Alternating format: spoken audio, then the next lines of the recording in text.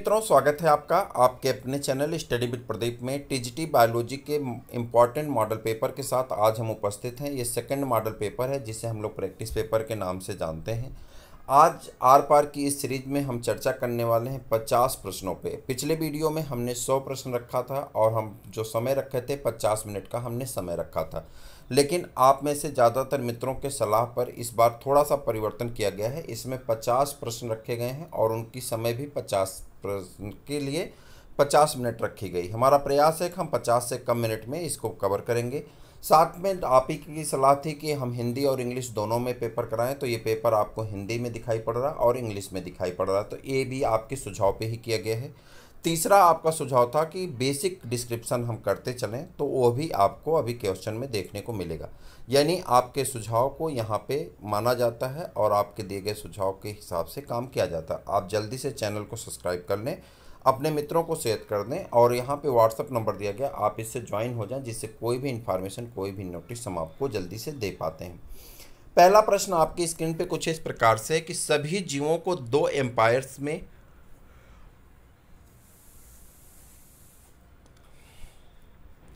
सभी जीवों को दो एम्पायर्स के 8 जगतों में किसने वर्गीकृत किया है, आपको बताना। 2 एम्पायर्स हैं और 8 जगत में किसने वर्गीकृत किया गया। 4 ऑप्शन रखे गए हैं, आर्य छुटेकर, हेकेल, बोएजोंगअन और कैवेलियर स्मिथ। तो आपको बताना है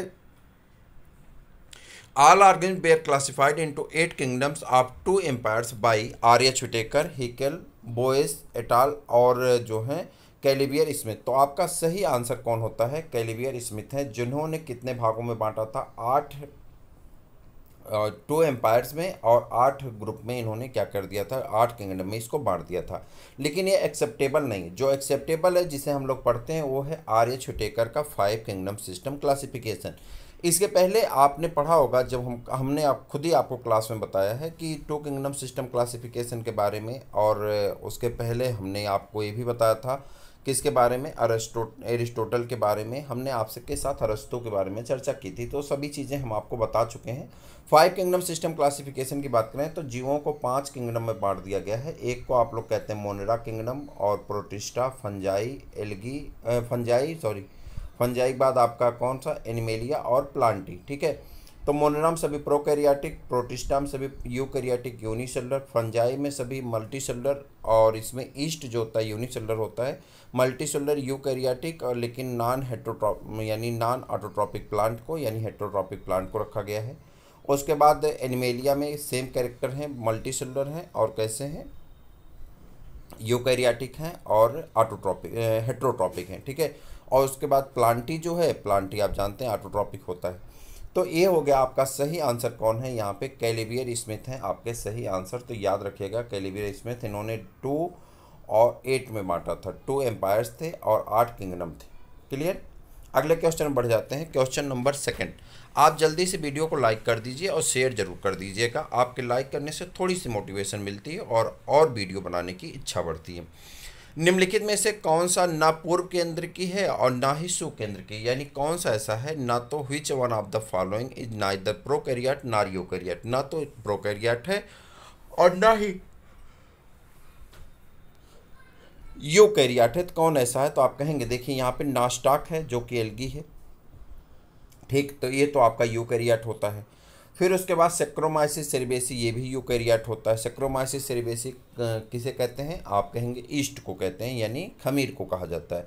क्लेमाइडोमोनास यूनिसेलुलर एल्गी है, तो ये भी आपका एल्गी में आता है। टीएमबी वायरस है, और वायरस जानते हैं आप कि वायरस कैसा होता है, ना तो ये यूकैरियोटिक है ना प्रोकैरियोटिक। कारण ये कि इसमें सेल क्या होती नहीं पाई जाती, और जो सेल नहीं पाई जाती तो इसमें प्रोटोप्लाज्म नहीं पाया जाएगा। और प्रोटोप्लाज्म को फिर हक्सले ने क्या कहा था, फिजिकल बेसिस ऑफ लाइफ, यानी प्रोटोप्लाज्म ही जीवन का भौतिक आधार है। जब सेल नहीं तो प्रोटोप्लाज्म नहीं, प्रोटोप्लाज्म नहीं तो लिविंग नहीं। ठीक है, तो ना लिविंग है ना ही नॉन लिविंग है, ना यूकैरियोटिक है ना ही प्रोकैरियोट। चूंकि यूकैरियोट और प्रोकैरियोट बनने के लिए जो बेसिक रिक्वायरमेंट थी वो सेल होना और प्रोटोप्लाज्म होना कंपलसरी था, जो कि नहीं था। यानी साइटोप्लाज्म, न्यूक्लियोप्लाज्म होना कंपलसरी था, जो कि नहीं था। ठीक। अब नंबर 2 पे आते हैं। जो वायरस होता है, वायरस को सबसे पहले किसने ढूंढा था, तो आप इसे बता दीजिए। बहुत आसान सा प्रश्न है, आप दूसरे ही चैप्टर में क्लास 11th के पढ़े होंगे। किसके बारे में? इवानवस्की के बारे में। डिमित्री इवानवस्की ने वायरस की खोज की थी। क्रिस्टल किसने बनाया था, हम सन बता देते हैं। 1935 में क्रिस्टल बनाया गया था, और इसका क्रिस्टल बनाया गया था किसका? वायरस का।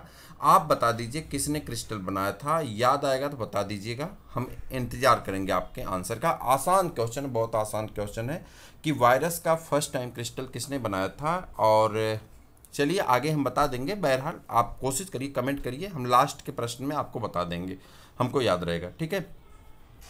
Which one of the following is the either prokaryote not, तो आप किस आंसर के पास जाएंगे? टीएमबी के पास जाएंगे, जो कि आपका क्या होगा? सही आंसर हो जाता। अगला प्रश्न है आपका बैक्टीरियोफेज। बैक्टीरियोफेज क्या है? बैक्टीरियोफेज एक वायरस होता है। तो कह रहा है बैक्टीरियोफेज का आविष्कार किया था, यानी बैक्टीरियोफेज को सबसे पहले किसने डिस्कवर किया था? डिस्कवर का मतलब होता है खोजना, और यहाँ पे मीनिंग गलत हो गई, आविष्कार नहीं होगा, किसने खोजा था। ठीक है।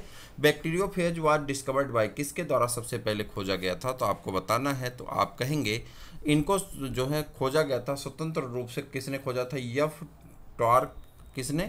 एफ डब्ल्यू टॉर्ट और फेलिक्स डी हर्ले। ठीक है, यहाँ आप देखिए इंग्लिश में सही लिखा गया है। कह रहा है bacteriophage what discovered by, bacteriophage को किसने ढूंढा था, तो आप कहेंगे एफ डब्ल्यू टॉर्ट ने, और फेलिक्स डी किसने? हेरले ने स्वतंत्र रूप से इसको ढूंढा था। कहाँ पे ढूंढा गया था? ये वाटर में पाया जाता है, और ये कहाँ पाया जाता है? और बैक्टीरिया को अपना होस्ट बनाता है, बैक्टीरिया को ही खाता है, इसलिए इसको नाम क्या रखा गया? बैक्टीरियोफेज रखा गया। ठीक है। तो बैक्टीरियोफेज बैक्टीरिया को इन्फेक्ट करने वाला वायरस होता है, यह वायरस है, और इसको किसने ढूंढा था? तो आप कहेंगे टॉर्ट ने और हेरेल ने ढूंढा था। तो याद रखिएगा इनका नाम स्वतंत्र रूप से। जीवाणुओं में एक्स्ट्रा क्रोमोसोमल डीएनए को क्या कहते हैं? एक्स्ट्रा क्रोमोसोमल डीएनए आप bacteria cell is called, extra chromosomal DNA bacteria cell में जो पाए जाते हैं उसी को क्या कहते हैं? प्लाज्मिड कहते हैं। आप बायोटेक्नोलॉजी जब पढ़े होंगे तो उसके पहले ही पैराग्राफ में लिखा गया है। क्लास 12 के चैप्टर में जब जाएंगे लास्ट में बायोटेक्नोलॉजी 4th यूनिट में 2 चैप्टर हैं, तो उनको जब पढ़ेंगे तो वहाँ पे, माफ़ करिएगा, जब उन्हें पढ़ेंगे तो वहाँ पे आपको मिलेगा, और वो मिलेगा प्लाज्मिड। तो प्लाज्मिड कहाँ से तैयार होता है? एक्स्ट्रा क्रोमोसोमल बैक्टीरियल डीएनए से। ठीक है। बुरा मत मानिएगा, एक्चुअली में वो फ्लो में हम बोल गए, तो थोड़ा सा। ठीक है, आगे बढ़ें। इनमें से कौन खाने योग्य कवक है? ठीक है, कौन ऐसा है जो खाने योग्य कवक है? तो एगेरिकस है, एस्कोबोलस है, एल्ब्यूगो है, और पीथियम है। कौन ऐसा है जो खाने योग्य कवक है, जिसे खाया जा सकता है? Which one of the following is the edible fungus, जिसे खाया जा सकता है, यानी भोजन में यूज करने लायक है? तो वो है एगेरिकस। एगेरिकस को ही साधारण भाषा में क्या कहते हैं? मशरूम कहा जाता है। आप सब खाते होंगे मशरूम की सब्जी, ठंडी आ रही, बना करके दबा के खाइए, कोई दिक्कत नहीं है। ठीक है। पक्ष सबसे ज़्यादा प्रोटीन पाया जाता है, बहुत प्रोटीनियस होता है, तो खाइए आराम से और फैटी हो जाइए। ठीक। प्रोटीन बॉडी बिल्डिंग फूड में आता है, तो आपको उससे बॉडी आपकी स्ट्रांग बनेगी। चलिए, पक्सीनिया की कौन सी अवस्था वैकल्पिक परपोषी पर पाई जाती है? पक्सीनिया की कौन सी अवस्था? पक्सीनिया क्या है? आप जानते हैं कि फंजाई है। पक्सीनिया की कौन सी अवस्था ऐसी है जो वैकल्पिक परपोषी के रूप में पाई जाती है? यहाँ पे 4 ऑप्शन दिए गए हैं। Which stage of the Puccinia is found in the alternative host? ठीक, ऑप्शन है यूरिडोस्पोर, टेलिटोस्पोर, बेसिडियोस्पोर या नीडोस्पोर। तो आपको बताना है कौन सा सही है। तो आप कहेंगे नीडोस्पोर आपका सही आंसर हो जाता है। हम लोग चूँकि पी वाई साइलेंट कर देते हैं, नीडोस्पोर्स पढ़ते हैं। पिक्निडोस्पोर इसे हिंदी में लिखा जाता है। पिक्निडोस्पोर इसका जो होता है कैसा होता है? अल्टरनेटिव होस्ट होते हैं। तो ये आपका सही आंसर हो जाता है, पिक्निडोस्पोर। कैप सेल पाए जाते हैं, आसान सा क्वेश्चन है। कैप सेल पाए जाते हैं, आप क्लास 11th में भी पढ़े होंगे कैप सेल के बारे में। कैप सेल पाए जाते हैं कहाँ पे? ओडोगोनियम में पाए जाते हैं। ओडोगोनियम क्या है? एक प्रकार का एल्गी। ठीक। अधिकतर लाइकेन में सहयोगी, देखिए लाइकेन किसके सहयोग से बना है? तो आप कहते हैं कवक के, और किससे? शैवाल के सहयोग से बना है। आप हमें बता दीजिएगा कि हमने क्लास में बताया था आपको, जो प्रैक्टिस पेपर करा रहे थे, तो वहाँ पर हमने बताया था कि एल्गी और फंजाई का यूरेज कितना कितना होता है। तो आप ये दूसरा स्टार लगा करके अपना आंसर लिखिएगा कि जो लाइकेन होता है, लाइकेन में कितना % हिस्सा जो एल्गी का होता है और कितना % हिस्सा फंजाई का होता है, आप बताइएगा। अधिकतर लाइकेन में कवक सहयोगी सदस्य होता है, कौन होता है? तो आप बताएंगे एस्कोमाइसिटीज होता है। कौन होता है? एस्कोमाइसिटीज होता है। In most lichen the fungal component are member of the ascomycetes. ठीक। क्लोरोफाइसी, आप जानते हैं एल्गी को 3 भागों में बांट दिया गया है, रेड एल्गी, ठीक, रेड, ब्राउन और ग्रीन। तो जो रेड एल्गी होता है उसे रोडोफाइसी कहते हैं, जो ब्राउन एल्गी होता है उसे फियोफाइसी कहते हैं, और जो ग्रीन एल्गी होता है उसे क्या कहते हैं? क्लोरोफाइसी कहते हैं। क्लोरोफाइसी जो होता है इसमें भोजन किस रूप में पाया जाता है? तो आप कहेंगे फ्लोरिडियन स्टार्च के रूप में पाया जाता है। आपको एक साधारण सा कोड बताएं, जो देखिए इसमें जो क्लोरोफिल होता है, क्लोरोफिल ए, बी, सी और डी होता है। कौन होता है? क्लोरोफिल ए और बी, सी और डी सभी इस्तेमाल होंगे। ए, बी, सी और डी क्लोरोफिल पाए जाते हैं, अलग अलग हैं। जब क्लोरोफिल यहाँ पे क्लोरोफाइसी होगा तो ए बी होगा। कौन होगा? क्लोरोफाइसी में ए बी होगा। और आप जानते हैं जब कोई व्यक्ति एसी में रहता है तो भूरा हो जाता है, तो जो ब्राउन एल्गी होगा उसमें कैसा होगा? एसी होगा। और अब बचा कौन? एक ही बचता है, और जो बचता है कौन बचता है? रेड एल्गी बचती है। रेड एल्गी में कौन सा क्लोरोफिल पाया जाता है? तो आप कहेंगे एडी पाया जाता है। ए भी प्रश्न पूछा जाता है, याद रखिएगा। एनसीईआरटी में देखेंगे, जब एनसीईआरटी में देखेंगे तो वहाँ जाएंगे, आपको एक चैप्टर मिलेगा वहाँ पे एल्गी वाले में, चैप्टर नंबर क्लास 11th का chapter number 3rd, chapter number 3rd जब पढ़ेंगे थाइलोफाइटा में, तो वहाँ पे एक टेबल है, वह टेबल याद कर लेंगे तो आपको 1 नंबर बड़े आराम से आपके एग्जाम में मिल जाएगा। हालांकि वहाँ से एक छोटा सा प्रश्न हम आपके बीच में रखे हैं, और वह है क्लोरोफाइसी का। आपको बताना है कि कौन सा पदार्थ पाया जाता है, तो आप कहेंगे फ्लोरिडियन स्टार्च। वहाँ आप देखेंगे तो लिखा है फ्लोरिडियन स्टार्च पाया जाता है। ठीक है। अब यहाँ से थोड़ा सा इसके लिखने का पैटर्न बदला गया है, चूँकि टाइप हमने खुद से किया था तो थोड़ा सा हमें टाइपिंग का उतना नॉलेज है नहीं, तो यहाँ पे हमने थोड़ा सा पैटर्न बदला है। अब इसी प्रकार से आपको मिलेगा। ठीक है। 10 तक तो हमने दूसरे तरह से टाइप किया, इस प्रकार से ये हम आज प्रयास कर रहे थे, चूँकि जहाँ हमने टाइप करने दिया है वहाँ से आया नहीं था पेपर, तो हमने प्रयास किया है। आपका सुझाव भी था तो हमने वहाँ संशोधन करने का था, तो कुछ बना चुके हैं 100 क्वेश्चन के, तो उन्होंने भेजा नहीं, तो इसलिए हमने इसे टाइप करके हम आपके लिए सोचे कि इसको एक बार दिया जाए आपको। कहीं कहीं पे आपको हिंदी वाले वर्ड में और दिखेगा, मात्रा की गलती दिखेगी, तो उसके लिए क्षमा करिएगा, चूँकि हम फर्स्ट मतलब टाइप तो हम करते रहते हैं, लेकिन उतनी अच्छी टाइपिंग है नहीं, तो थोड़ा सी गलती होने की संभावना ज़्यादा रहती। ठीक। तो आप बताइएगा कहीं गलत होगा, और मुझे लगता है कि इस प्रकार से अगर आपको पेपर दिया जाए तो ये ज़्यादा बेहतर होगा, चूँकि साथ साथ लगा रहेगा, पढ़ना आसान होता ना, तो ये सही होगा। और यहाँ पे आपका आंसर जो है स्टार से लगा दिया गया है। ठीक है। चलें अब देखें इसको। निम्न में से कौन सा जलीय जाति है, यानी कौन सी ऐसी जाति है जो जल में पाई जाती है? Which of the following is an the aquatic species.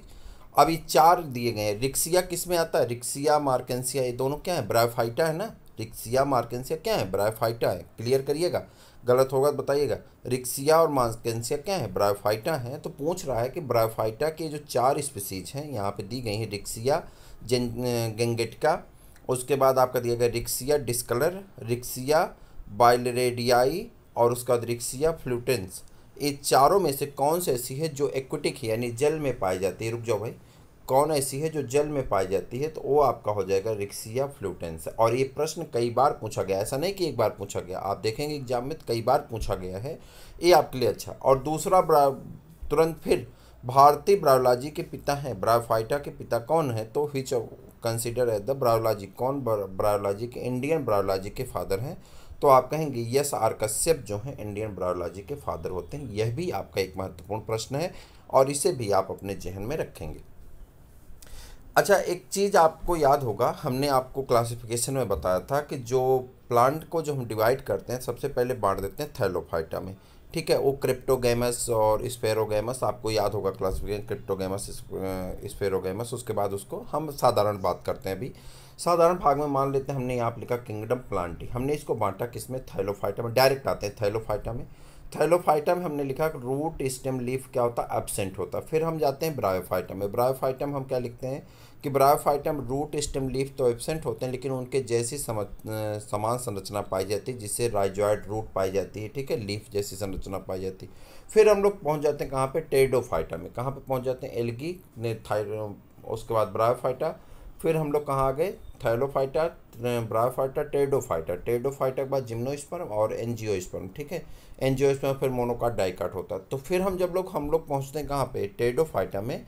तो आपको याद होगा हमने आपसे बताया था कि टेरिडोफाइटा में रूट स्टेम लीफ भी पाए जाएंगे, रूट स्टेम लीफ पाए जाएंगे, साथ में वास्कुलर बंडल बनने लगेंगे, स्टीलर सिस्टम स्टार्ट हो जाएगा। तो वहीं से आपका प्रश्न लिया गया है प्रोटोस्टील का।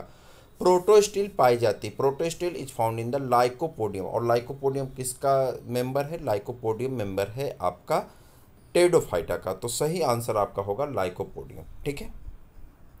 इक्विसिटम को क्या कहते हैं, हार्स टेल कहते हैं। क्या कहते हैं, हार्स टेल कहा जाता है। टेरिडोफाइटा में स्टीलर सिद्धांत का प्रतिपादन किसने किया था, आपको बताना है। टेरिडोफाइटा में स्टीलर सिद्धांत का प्रतिपादन किसने किया था, उनके बारे में आपको बताना है। स्टीलर सिस्टम के बारे में किसने बताया था, तो आप बताएंगे स्टीलर सिस्टम के बारे में जो है वान टेघम और किसने बताया था, ड्यूलिएट ने बताया था। वान टेघम और किसने बताया था, ड्यूलिएट ने बताया था। तो सही आंसर आपका ऑप्शन नंबर बी होगा कि टेरिडोफाइटा में सबसे पहले किसने जो है वान टेघम और ड्यूलिएट के द्वारा क्या बताया गया था, स्टीलर सिस्टम थ्योरी को प्रपोज किया गया था, जो कि एक्सेप्टेबल है और मानी जाती है और इम्पॉर्टेंट प्रश्न भी है, ठीक है। लाइक कर दिए हैं आप, अगर नहीं किए हैं तभी से कर दीजिए, और चैनल को सब्सक्राइब अवश्य कर लीजिए। देखिए आपके सब्सक्रिप्शन से आपको क्लास मिलती रहेगी, पैसा तो लगता नहीं, तो जल्दी सब्सक्राइब कर लीजिए। थोड़ा सा आप सबके थोड़े थोड़े प्रयास से हमें थोड़ी सी तसल्ली मिलती है, हम बेहतर काम कर पाते हैं। जैसे क्या होता है ना, बूस्टर डोज होता है।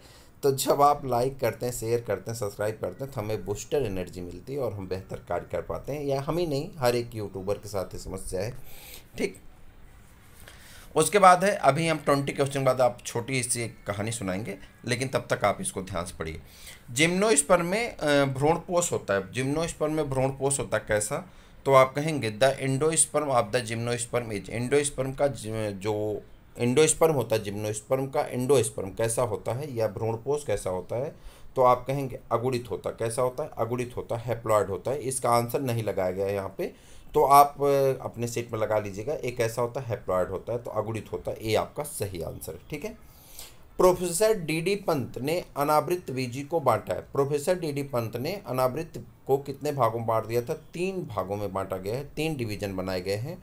तो डिवीजन मतलब एनिमल में फाइलम होता है और प्लांट में डिवीजन होता है, इसे हम संघ कहते हैं। डिवीजन मतलब भाग होता है, लेकिन यहाँ पे संघ से इंडिकेट किया गया है। तो यहाँ डिवीजन जो है कितने डिवीजन में बांटा गया है, प्रोफेसर डी पंत के द्वारा 3 डिवीजन में बांटा गया है। उम्मीद है कि आप इस बात को समझ पा रहे हो। कितने डिवीजन बनाए गए, 3 डिवीजन बनाए गए हैं, जो कि आपको यहाँ पे दिखाई पड़ रहे हैं। आज ये एक साधारण सा प्रश्न है और मैं उम्मीद करूँगा कि आप सब इसका आंसर कर पाएंगे। न्यूमेटोफोर क्या होता है, देखिए जब आप हाइलोफाइटिक एरिया में जाएंगे, मुझे उम्मीद है सबको ये प्रश्न आता है, हाइलोफाइटिक एरिया में जाएंगे, न्यूमेटोफोर्स आर हेल्प इन, किस में मदद करता है, आपसे प्रश्न पूछा जा रहा है। पहले न्यूमेटोफोर समझते हैं। जब आप दलदली इलाके में जाएंगे जहाँ पे हाइलोफाइटिक रीजन, हाइलोफाइटिक मतलब जहाँ समुद्री रीजन होगा, वहाँ क्या होता है, दलदल बन जाते हैं। जैसे कच्छ का दलदल है, सुंदरबन डेल्टा में दलदल है, ठीक है, ते दलदल बन गया। अब इस दलदल में क्या होता है कि आप अपना थोड़ा सा जहन लगाएंगे, समझ पाएंगे कि दलदल के बीच में ऑक्सीजन की मात्रा की कमी होती और यहाँ पे पौधा सूख ना जाए, इसलिए पौधे की जड़ जाति तो अंदर है, जाति कहाँ है, मान लेते हैं ब्लैक से हम जड़ दिखा रहे हैं, जाति तो अंदर है लेकिन अंदर रुकती नहीं, फिर यहाँ से घूम करके ऐसे बाहर आ जाती है, ठीक है। और इधर इसका पूरा पौधा फैला हुआ, मान लेते हैं पौधा फैला है, ये ग्रीन होता है, ठीक है, ये पौधा फैला है और इधर ये जड़, इसी जड़ को हम लोग क्या कहते हैं, निमेटोफोर रूट कहते हैं। ये जड़ ऐसी लगती है जैसे आप अगर गाँवी बेल्ट में बिलोंग करते होंगे तो आप देखे होंगे, जब अरहर के पौधे को काट दिया जाता है पूरे खेत में अरहर की जड़ का हिस्सा जहाँ से कटा होता है तना, वो दिखाई पड़ता है, खूंटे कहते हैं। तो ऐसे खूंटे जैसे ही दिखाई पड़ते हैं, ठीक है। जब आप पानी में जाएंगे तो आपको चुभेंगे भी, ठीक है, जब आप पानी में जाएंगे तो आपको चुभेंगे भी। ये श्वसन में काम करते हैं, किस में काम करते हैं, श्वसन में मदद करते हैं। इसी को आप निमेटोफोर कहते हैं। क्या कहते हैं, निमेटोफोर रूट कहा जाता है, ठीक है, याद रखेंगे। तो आसान सा प्रश्न है, निमेटोफोर रूट है, श्वसन में काम करता है। ट्रांसपिरेशन मतलब जब पानी भाप बन करके ऊपर हवा में उड़ता है, उसी कंडीशन को ट्रांसपिरेशन कहते हैं। प्रोटीन सिंथेसिस सबको पता है कि डीएनए से डीएनए बनता है, डीएनए से आरएनए भी बनता है, आरएनए से प्रोटीन की सिंथेसिस होती है, हमने आपको कई बार बताया। और कार्बोहाइड्रेट मेटाबॉलिज्म आप जान ही रहे हैं, ऊर्जा के कार्य के लिए जरूरी है। निम्नलिखित में कौन सा लवण मृदोद्भिद का नहीं है? कौन सा ऐसा लवण है जो हाइलोफाइटिक एरिया का नहीं है? यहाँ पे 4 ऐसे जो हैं लवण दिए गए हैं जो यहाँ पे, लेकिन आपको बताना कौन सा हाइलोफाइटिक एरिया का नहीं। तो आप चले जाएंगे एकार्निया क्रेप्स जो है क्रेसिपिस, तो ये आपका जो है हाइलोफाइटिक नहीं है, यानी क्या है, मृदोद्भिद नहीं।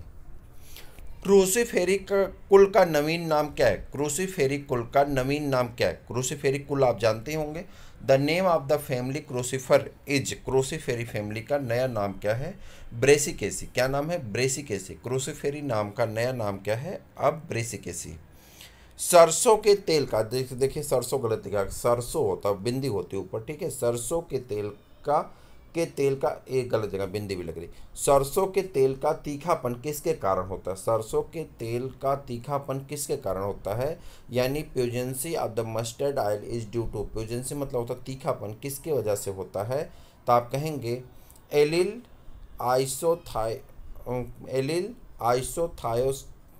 आइसोथायोसाइनेट के कारण। किसके द्वारा?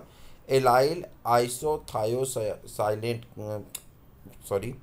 एलाइल आइसोथायोसाइनेट के द्वारा होता। किसके द्वारा होता है? एलाइल साइनेट के कारण होता है। किसके द्वारा होता है? फिर से देखते हैं, एलाइल आइसोथायोसाइनेट के कारण होता है, ठीक है। इस बार सही बोल दिए हैं। पाइपर नाइग्रम से मिलता है। पाइपर नाइग्रम से क्या मिलता है? तो आप कहेंगे पाइपर नाइग्रम से मिलता है ब्लैक पीपर, ठीक है। क्या मिलता है? ब्लैक पीपर, या इसी को हम लोग काली मिर्च कहते हैं। क्लियर है? चलिए, मसाले में यूज होती काली मिर्च। कोरिएंडर भी मसाले का, सौंफ भी, फेनल भी, और ये क्यूमिन मतलब क्या होता है? जीरा होता है। ये सभी किससे हैं? आपके मसाले से संबंधित है। यानी आपकी एक टॉपिक है ना, इकोनॉमिक इम्पोर्टेंस ऑफ प्लांट, तो उसी में से प्रश्न लिया गया आपका। चाय की गुणवत्ता निर्भर करती, ये भी आपको वहीं से प्रश्न लिया गया है, इकोनॉमिक इम्पोर्टेंस ऑफ प्लांट से। चाय की गुणवत्ता निर्भर करती है किस पे? The quality of T depend upon the shape of the leaves, पत्तियों के आकार पे, एज ऑफ द लीफ यानी पत्तियों के आयु पे, या आपसे अगला पूछा जाए कलर ऑफ द लीव्स, तो आपका सही आंसर होगा कलर ऑफ द लीव्स। पत्तियों के रंग पर निर्भर करता है चाय की क्वालिटी। उस पौधे का वानस्पतिक नाम बताइए जिससे चाय बनती है। चाय बनने वाले पौधे का वानस्पतिक नाम बताना है। What is the botanical name of the plant from the which T is obtained. उस पौधे का नाम बताइए जिससे चाय की प्राप्ति की जाती है। तो आप कहेंगे सिकल सेरेली। कौन? सिकल सेरेली आपका सही आंसर हो जाएगा, ऑप्शन नंबर सी, सिकल सेरेली, ठीक है। कौन सा पौधा जंगल की आग के नाम से जाना जाता है? Which plant is known as the flame of the forest. Flame of the forest के नाम से जाना जाता है ब्यूटिया मोनोस्पर्मा। कौन जाना जाता है? याद रखिएगा, इंपॉर्टेंट प्रश्न है। ब्यूटिया मोनोस्पर्मा आपका सही आंसर माना जाता है। पौधे के किस भाग से जूट के रेशे प्राप्त होते हैं? पौधे के किस भाग से जूट के रेशे प्राप्त होते हैं? आप कहेंगे from which portion of the plant jute fibres are obtained. किस पौधे से जूट फाइबर प्राप्त किए जाते हैं? तो आप कहेंगे स्टेम से। कहाँ से प्राप्त किए जाते हैं? तने से प्राप्त किए जाते हैं। रस्ट कास्ट को इस नाम से भी जाना जाता है। Sapwood is known as the, sapwood को किस नाम से जानते हैं? रस्ट कास्ट को इस नाम से भी जाना जाता है। Sapwood is also known as secondary xylem, द्वितीयक जाइलम के नाम से, डोरेमेन के नाम से, या एल्बर्नम के नाम से जाना जाता है। सही आंसर क्या है? एल्बर्नम के नाम से जाना जाता है। द्वितीयक वृद्धि अनुपस्थित होती है। Secondary growth is absent in, secondary growth किस में नहीं पाई जाएगी? तो आप कहेंगे मोनोकाट स्टेम में सेकेंडरी ग्रोथ नहीं होती है। काला आजार बीमारी का वाहक कौन है? अब यहाँ से आपका जूलॉजी शुरू होता है। 26 क्वेश्चन आपके किसके थे? बॉटनी के थे, और 27 क्वेश्चन से लेकर के यानी 24 क्वेश्चन आपके किसके हैं? जूलॉजी के हैं। और यहाँ से अब आपको मिलना शुरू होगा, ठीक है। काला आजार बीमारी किसके कारण होता है? काला आजार आप जानते हैं किसके द्वारा होता है? सैंड फ्लाई द्वारा होता है ना। काला आजार बीमारी जो होती है ये होता है काला आजार बीमारी किसके कारण होती है? काला आजार बीमारी जो होता है किससे होता है? लेस्मानिया डोनोबानी नामक प्रोटोजोवा से होता है। प्रोटोजोवन डिजीज है कालाजार, तो ये प्रोटोजोवन डिजीज़ है। तो प्रोटोजोवन डिजीज आपको कई पढ़नी, जैसे मलेरिया पढ़ना है, कालाजार पढ़ना है, निद्रा रोग पढ़ना है, स्लीपिंग सिकनेस, ठीक है। तो इसमें से आपको उसी में आपको पढ़ना कौन सा लेस में उससे होती है, क्या नाम है, एंटामीबा हिस्टोलीटिका से एक रोग होता है, क्या कहते हैं, अमीबिक डिसेंट्री पढ़ना है। तो ये सभी रोग आपको पढ़ना है, प्रोटोजोन डिजीज आपके टॉपिक का हिस्सा है। वहीं से प्रश्न रखा गया, लेकिन पूछा रहा है कि इसका वाहक कौन है, जो रोग को फैलाता है।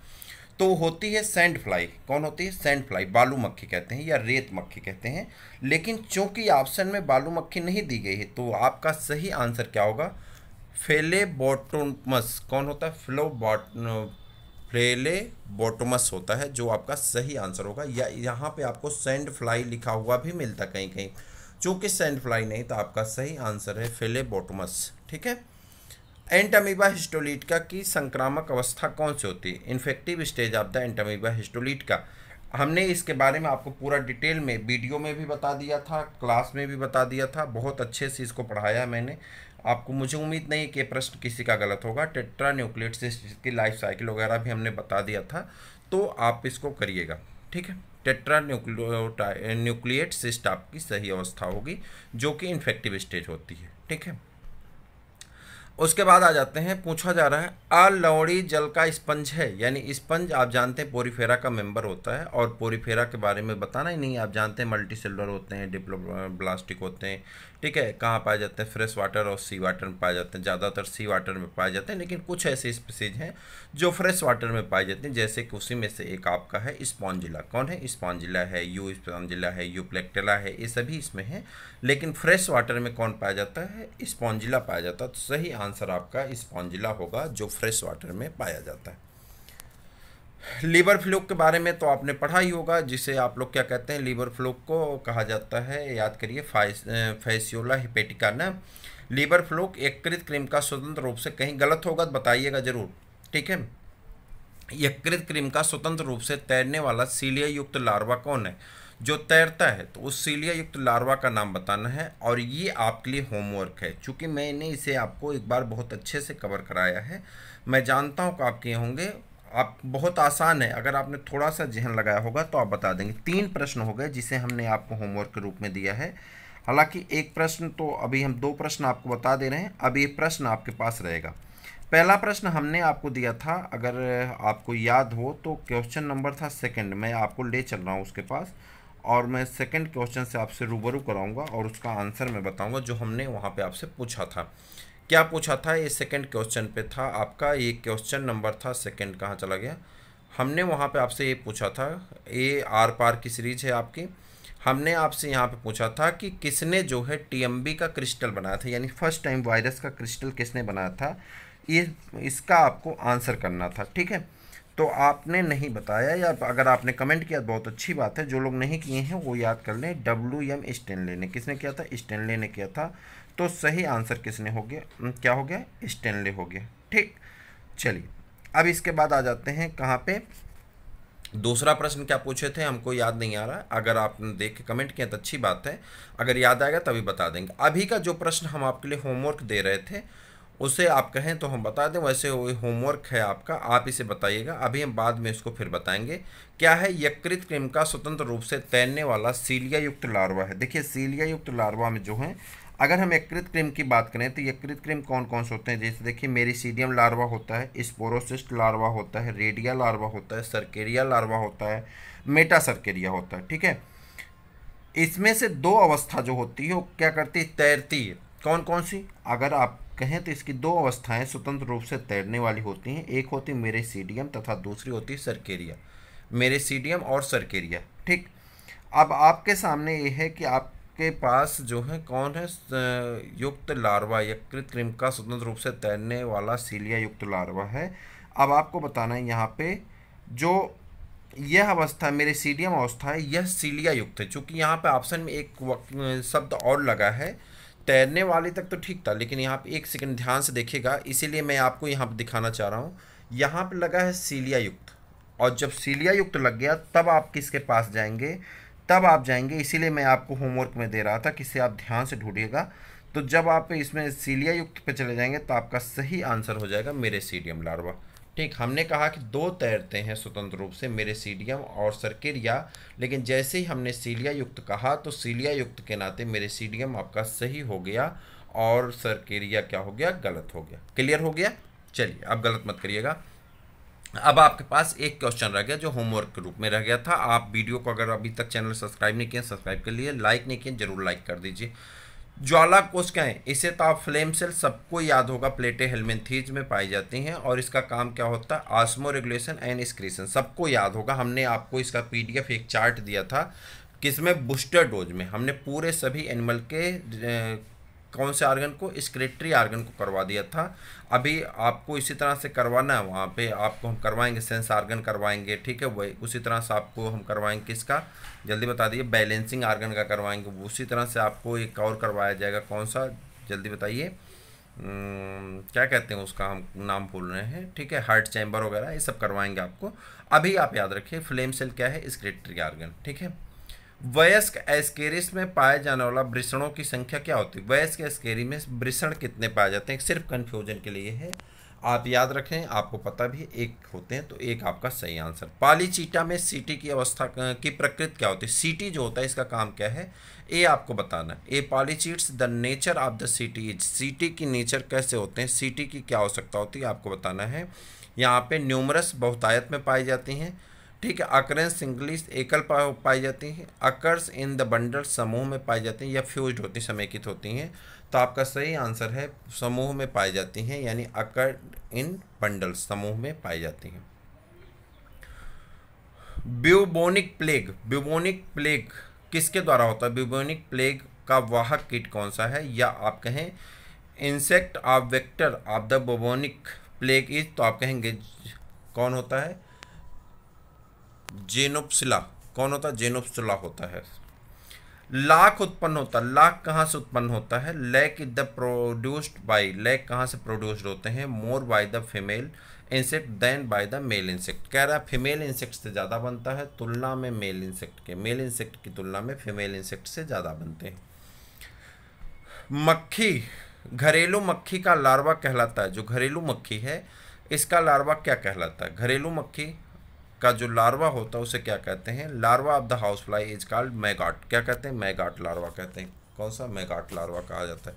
हम आपको एक कहानी बताने वाले थे, कहानी बड़ी सिंपल सी है, बड़ी छोटी सी है। आपको बता दें यहाँ पे कहानी कुछ इस प्रकार से, जैसे जो चीज़ आप पाना चाहते हैं, जो आपका वांछित लक्ष्य होता है, कई बार आप दुकान पे जाएंगे, उससे कहेंगे भैया बिस्किट दे दीजिए, आपको मान लीजिए वो हैप्पी हैप्पी बिस्कुट दे दिया, आप हैप्पी हो गए।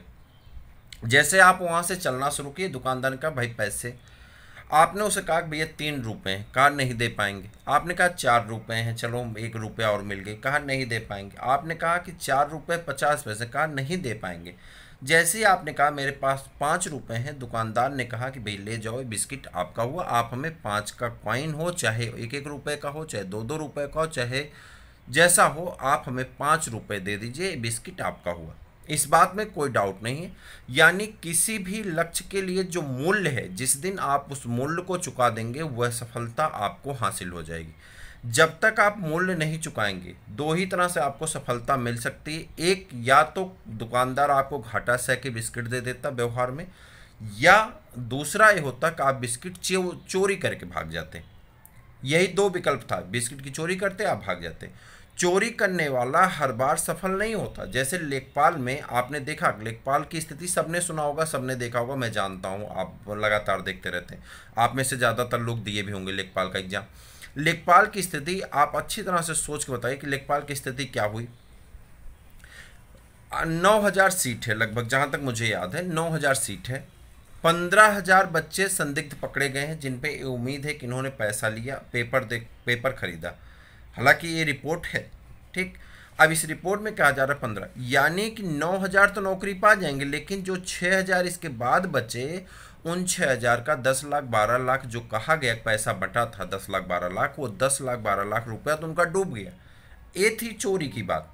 लेकिन अगर कोई व्यक्ति, कोई बच्चा ऐसा रहा होगा जिसने खूब जम के परिश्रम किया था लेखपाल में, खूब परिश्रम से मैथ पढ़ा, खूब परिश्रम से रीजनिंग पढ़ा, खूब परिश्रम से हिंदी पढ़ा, सपोज करते हैं कि उसका पेपर किसी कारणवश खराब हो गया, वो पेपर नहीं दे पाया, उसका पेपर खराब हो गया या नहीं पहुंच पाया सेंटर पे, इफ बट बहुत सारी समस्याएं आ सकती थी उसके साथ, लेकिन वह बच्चा अब अपनी तैयारी को सफल कर सकता है बड़े आराम से, यहाँ पे पेट परीक्षा पास करके फिर अगली वैकेंसी में जा सकता। कहने का अर्थ है कि आप अपनी सोच को छोटा ना बनाएं, कभी भी शॉर्टकट से आगे बढ़ने का प्रयास ना करें, अपने आप पे भरोसा रखिए, अपने परिश्रम पे भरोसा रखिए, और जो मूल्य मांगा जा रहा है, चाहे वो टीजीटी के लिए हो, चाहे पीजीटी के लिए हो, चाहे एलटी के लिए हो, जीआईसी के लिए हो, जो मूल्य निर्धारित किया जा रहा है किसके द्वारा बताइए, जो मूल्य निर्धारित किया जा रहा बोर्ड के द्वारा कि हम 70 नंबर पे मेरिट बनाएंगे, हम 70 क्वेश्चन पे मेरिट बनाएंगे, हम 100 नंबर पे मेरिट बनाएंगे, या हम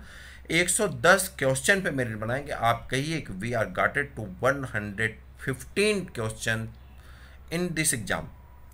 आप 110 पे मेरिट बनाएंगे, मेरा 115 है, मेरी सीट रिजर्व करो। अगर दुकानदार से आपने 10 रुपये वापस दिए और 5 रुपये का बिस्किट खरीदा, तो 5 रुपये दुकानदार आपको वापस देगा। बात मेरी समझ पा रहे हैं? कहने का अर्थ है कि मूल्य अदा करना जब आप सीख जाएंगे तो आप बड़े आसानी से किसी भी लक्ष्य को प्राप्त कर सकेंगे, और इसके लिए बहुत परेशान होने की आवश्यकता नहीं है, अफरा तफरी में हाथ पैर तोड़ने की आवश्यकता नहीं, बहुत स्थिरता से, गंभीरता से, शालीनता से पढ़ने, समझने और प्रयास करने की ज़रूरत है, आप सीख जाएंगे। बहुत सारे ऐसे लोग हैं, मैं मित्र हैं, बहुत सारे ऐसे मित्र हैं, मैं जानता हूँ कि वो बहुत तरह से, किसी तरह से परिश्रम करके, बहुत अथक परिश्रम करके वो पढ़ रहे हैं, और उस पढ़ने की सफलता के लिए ही पढ़ रहे हैं। तो आप भी परिश्रम कर रहे हैं, आप भी बहुत परिश्रम कर रहे हैं। उस परिश्रम का मूल्य उस दिन निर्धारित होगा जिस दिन आप परीक्षा हाल में बैठेंगे, और वह मूल्य कैसे निर्धारित होगा, जब आप ईमानदारी से अपने प्रयास को किए होंगे। तो आप अपने प्रयास को ईमानदारी से करिए, हम पूरा प्रयास करें, जितना हमसे हो सकता है उससे ज़्यादा चीज़ें हम आपको प्रोवाइड कराएंगे, चाहे वो बूस्टर डोज हो, चाहे आपका डबल डोज रहा हो, चाहे आपका प्रैक्टिस पेपर है, चाहे आपका, आपने सुझाव दिया सर 50 क्वेश्चन कराइए, हम 50 क्वेश्चन लाए, आपने सुझाव दिया कि हिंदी इंग्लिश दोनों लाइए, हमने कर दिया। बस हमारी एक रिक्वेस्ट है कि आप चैनल को सब्सक्राइब कर लें और वीडियो को लाइक कर दें, ठीक है? तो समय ना गंवाते हुए हम लोग प्रयास करते हैं, अगले प्रश्न की तरफ बढ़ते हैं। और अगला प्रश्न हमारा है, गिल्सन संपुट पाए जाते हैं। गिल्सन संपुट किस में पाया जाता है? लीवर में। ये तो सबको पता होगा, हमें लगता है क्लास 11th की फिजियोलॉजी आपने अच्छे से पढ़ ली होगी अभी तक, अगर नहीं पढ़े तो पढ़ लीजिए। गिल्सन कैप्सूल कहाँ पाए जाते हैं? तो आप कहेंगे लीवर में। एंजाइम फैटी एसिड सिंथेसेज समूह निर्मित करता है। The enzyme fatty acid synthase complex is made up of the unit, किस यूनिट से मिलकर बनते हैं? 5 यूनिट, 6 यूनिट, 7 यूनिट, 8 यूनिट से मिलकर के बनते हैं। और ये आपका क्लास 11th का चैप्टर नंबर कौन सा है? 9 है, जहाँ पे आप पढ़ेंगे बायोलॉजिकल मॉलिक्यूल या जैव अणु जिसे कहते हैं, वहाँ पे आप पढ़ेंगे। तो इसके बारे में एकदम एनसीईआरटी लाइन का क्वेश्चन पूछा गया है, ठीक है? ये भी क्वेश्चन आपकी एनसीईआरटी लाइन का ही है। हैबर्गर प्रक्रिया को क्या कहा जाता है, या हमबर्गर प्रक्रिया को क्या कहते हैं? Phenomena is known as the chloride shift कहते हैं। यह भी आपका डायरेक्ट क्वेश्चन आपकी एनसीईआरटी से पूछा गया है। तो 2 प्रश्न आपके एनसीईआरटी के हो गए। चलें, मेसेनकाइमल कोशिकाएं जो संग्रहित होकर के रक्त कोशिका द्वीप बनाते हैं कहलाते हैं, क्या कहलाते हैं? The mesenchymal cell which aggregate to form blood island are known as the, क्या कहते हैं? तो आप कहेंगे एंजियोब्लास्ट कहते हैं। क्या कहते हैं? एंजियोब्लास्ट कहा जाता है, ठीक है? आगे बढ़ जाए। सिक्रेटिन इज, सिक्रेटिन क्या है? सिक्रेटिन एक प्रकार का हार्मोन है। सिक्रेटिन क्या है? सिक्रेटिन एक प्रकार का हार्मोन है। आंसर नहीं लगाया गया था, ये हम आपको क्वेश्चन देने के लिए रखे थे होमवर्क में, लेकिन चलिए हो गया। तो क्या है? सिक्रेटिन एक प्रकार का हार्मोन है। प्रतिमूल्यवर्धक हार्मोन का संश्लेषण किसके द्वारा होता है? Anti diuretic hormone is synthesised by, anti diuretic hormone किसके द्वारा सिंथेसाइज किया जाता है? तो आप कहेंगे एंटी डायूरेटिक हार्मोन। जल्दी बता दीजिए कहाँ से सिंथेसाइज होता है एंटी डायूरेटिक हार्मोन? जल्दी से बताइए, इस क्वेश्चन का आंसर आपको बताना है। एंटी डायूरेटिक हार्मोन का संश्लेषण कहाँ से होता है? जल्दी से इसका आंसर बताइए। एंटी डायूरेटिक हार्मोन का संश्लेषण कहाँ से होता है? जल्दी से बता दीजिए।